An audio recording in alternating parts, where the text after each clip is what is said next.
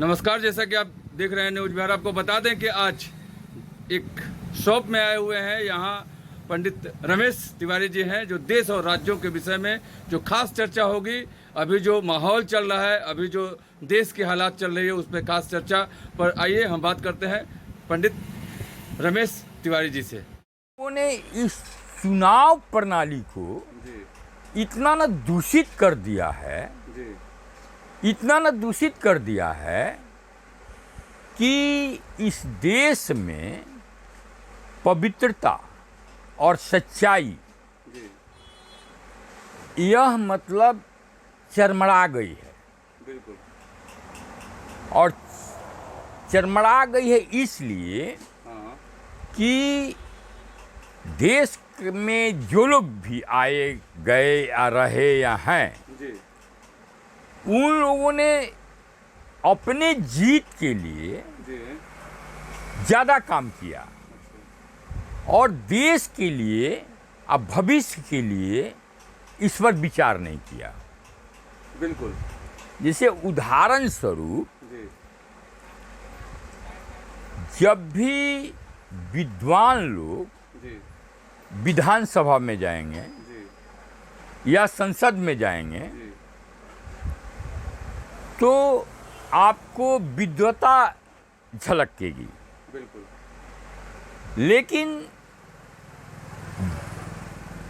शुद्ध माने इसको राजनीति को व्यावसायिक रूप देने वाले लोग या अपराध के माध्यम से अपराधी किस्म के लोग अगर विधानसभा में जाते हैं या संसद में जाते हैं तो उन्हीं से देश की पहचान होगी। बिल्कुल बिल्कुल। और उनके विषय में आप सोच लें कि कहाँ परिस्थिति है, कहाँ हम हैं, किस तरह से हैं। जनता ही एक वोट देती है। जनता के विषय में मैं यही कहूँगा कि अंग्रेजों ने भी इस पर चर्चा किया था, इस लोकतंत्र पर। और कहा था कि जब अशिक्षा है तो भारत में लोकतंत्र सफल कैसे होगा। लोकतंत्र का मेरे हिसाब से लोकतंत्र का और चुनावी प्रक्रिया का चीरहरण हो चुका है। बिल्कुल बिल्कुल। और जब तक अशिक्षा का माहौल है तब तक ये नेता जो हैं जात पात के नाम पर, संप्रदाय के नाम पर गुमराह करेंगे और अपनी सत्ता की रक्षा या सत्ता पाने के लिए जो भी आडंबर करें, जो भी कुछ करें, लेकिन उससे देश का भविष्य उज्जवल नहीं होगा। देश का भविष्य उज्जवल तब होगा जब सभी को शिक्षा का अधिकार होना चाहिए।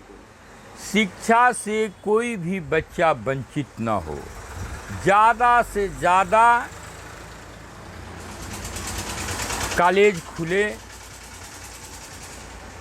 ITI खुले, मेडिकल कॉलेज खुले, जिससे कि नौजवान लोग जो हो उसको हुनर मिले। और जब हुनर मिलेगा तब जा कर के यह विश्व गुरु बनेगा। बिल्कुल बिल्कुल। जिस रोज नालंदा था विश्वविद्यालय, तक्षशिला विश्वविद्यालय था, विश्व के कोने कोने से लोग भारत की धरती पर आते थे, आ करके शिक्षा हासिल करते थे। यह भारत की धरती थी। आज की स्थिति में फलाना चीज, फलाना चीज, फलाना चीज, सिर्फ दाव पेच से देश को कमजोर किया जा सकता है और अपने को सत्ता में बैठाया जा सकता है। लेकिन देश को उज्जवल बनाने के लिए, देश को विकासशील बनाने के लिए, हम ये नहीं कहते कि सड़क जरूरी नहीं है, लेकिन इस जलालपुर में भी कम से कम MA तक पढ़ाई हो, यहाँ के लड़के शिक्षा से वंचित न हों, उस तरह से भारत के किसी गांव का बच्चा जी शिक्षा से वंचित न हो, स्वास्थ्य से वंचित न हो। कार्ड की जरूरत नहीं है, ये आप कार्ड बना लीजिए। यह जरूरी है कि मुफ्त में किसी भी हॉस्पिटल में उसका इलाज हो, बिल्कुल बिल्कुल, और सबको शिक्षा मिले कि सब शिक्षित बन करके अपने देश के लिए, अपने भविष्य के लिए, अपने मिट्टी के लिए वह नौजवान सीखे और देश से प्रेम करे। देशभक्ति, या मैं तो ऐसे भी बोलता हूँ कि देखिए ना, जो लोग भी हैं, सबसे पहले तो हमारा जनप्रतिनिधि जो है उसका आचरण ठीक नहीं है। जी बिल्कुल, जब उसका आचरण सही नहीं होगा तो क्या होगा?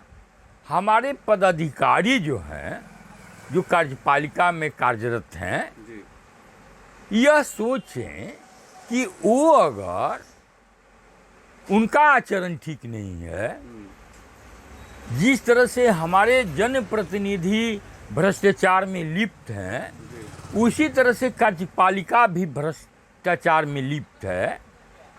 और अब तो जहाँ से न्याय मिलना है वहाँ भी पक्षपात और दुर्गंध आ रहा है। तो कैसे भारत विश्व गुरु बनेगा? लेकिन लोग अपने आदर्श से, बोलिए क्या कहना चाहते लोग हैं? तो कह रहे हैं कि जैसे विदेशों में जाकर मोदी जी अपने परचम को लहरा रहे हैं और विश्व गुरु बनने के रास्ते पर चल चुके हैं और विश्व गुरु बनने वाला है भारत, और आप इन अनुच्छेदों को कुछ और कर रहे हैं। नहीं, देखिए, मैं किसी व्यक्ति विशेष पर चर्चा करना नहीं चाहता हूँ। जी हमारे लिए नरेंद्र भाई जो हैं वो भी अच्छे हैं, जी और राहुल गांधी भी अच्छे हैं, जी और जितने लोग हैं सभी अच्छे हैं। जी सिर्फ इतना ही है जी कि जो लोग भी शीर्ष पर हैं जी वह अपने आप सोचें कि वो लोग देश के लिए क्या कर रहे हैं। जैसे मैं साधारण सी बात कर रहा हूँ आपको, ये धरती जो है हीरा देती है, जी सोना देती है, जी और फिर भी हमारे गांव के गरीब बच्चे जो हैं खाने के लिए मुहताज हैं। उनकी बचपन जो है जी वो काम करने में लगा हुआ है।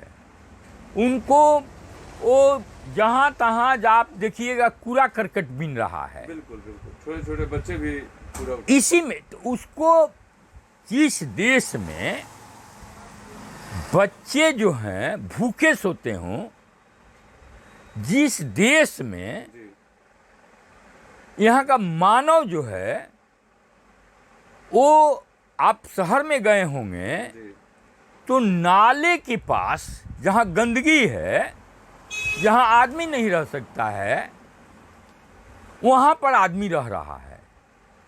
तो यह बताइए कि किसी भी देश के लिए पहले सबसे जरूरी है रोटी। मुफ्त मिल रहा है। अब देखिए किसको कहाँ मिल रहा है, उसके बावजूद एक बार अगर आप हमारे पत्रकार महोदय हमारे साथ चलते तो मैं दिखलाता, सुबह में आप आएंगे तो देखेंगे कि ये बच्चे क्या कर रहे हैं। अगर उसको मुफ्त में मिल रहा है तो क्यों उसका बचपन सिसक रहा है, क्यों उसका बचपन रो रहा है? बता दें कि तीसरी बार चंद्रयान पर चढ़ने के लिए मिसाइल छोड़ा गया है, और यहाँ से छोड़ा गया उस यान को ताकि वो पहुँच सके। हम लोग चांद की बातें करते हैं, आप अभी भी रोटी पर पड़े हुए हैं, नाले पर पड़े हुए हैं। देखिए नहीं, हम स्वागत करते हैं ये हम चांद पर जाएं जी और हमारे देश के लोग भी जाएं, लेकिन इसके साथ साथ, जी एक मिनट, हाँ, इसके साथ साथ जी ये बच्चे जो हैं जिनकी बचपन जो है खेलने और स्कूल जाने का है, जी उनकी बचपना सिसके नहीं।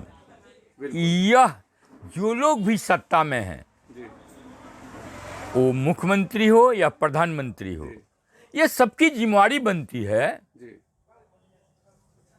कि हमारे बच्चे पढ़ें, जी काबिल बने, शिक्षित बने। अगर यह शिक्षित बनेंगे तो देश शिक्षित बनेगा। चलिए बहुत बहुत यह धन्यवाद आपको सर। इनका ये आपने पेट का समय आग बहुत मिटेगा। समय बहुत कम है, इसलिए माफी भी चाहता हूँ, समय कम है और देश पे अपनी बातें रखने के लिए सर आप पूरा परिचय अपना दे दें। मैं तो भाई साधारण एक व्यक्ति हूँ, रमेश तिवारी नाम हुआ। जी मैंने बहुत नज़दीक से इन नेताओं को देखा है सर, हमने जहाँ और तक जानकारी है कि एक आप सेकंड इसके पहले नेता रह चुके हैं सर, और पूरे सारण को आप चलाते थे। नहीं देखिए ना, हम आपको जी। कन्विंस करना चाहते हैं। मैं सभी राजनीतिक नेताओं को एक बात तो मैं कहना चाहता हूँ, सभी राजनीतिक दल के लोगों से, जी कि एक लेबर एक्ट है जी और आप जो कह रहे हैं जी ये हमारे ये राजनीतिक कार्यकर्ता है, जी आपका सदस्य है, जी वो भी भूखे मर रहा है, बिल्कुल वो भी बीमार पड़ जाता है तो उसको इलाज का पैसा नहीं है, जी और आपका दल जी उसका इलाज नहीं करवा रहा है हाँ और बेबस है जी और अपने को जवानी भर कहता है कि मैं फलाने पार्टी का नेता हूँ, मैं फलाने पार्टी के दल का फलाना हूँ, जी और भूखे मर रहा है, उसके बच्चे सिसक रहे हैं। चलिए सर, कोई राजनीतिक दल कम से कम अपने कार्यकर्ताओं को भी, अरबों खरबों उस दल के पास पैसा है, लेकिन जो लोग अपने दल के कार्यकर्ताओं का ना पेट भर रहे हैं और ना उसका माने शिक्षा दे रहे हैं उसके परिवार को, जी। तो देश को क्या देंगे भगवान जाने। चलिए बहुत बहुत धन्यवाद कि आपने देश और विदेश पर और पूरे यहाँ के बिहार के धरती पर और पूरे हिंदुस्तान के लिए अपनी बातें रखे। बहुत बहुत धन्यवाद सर।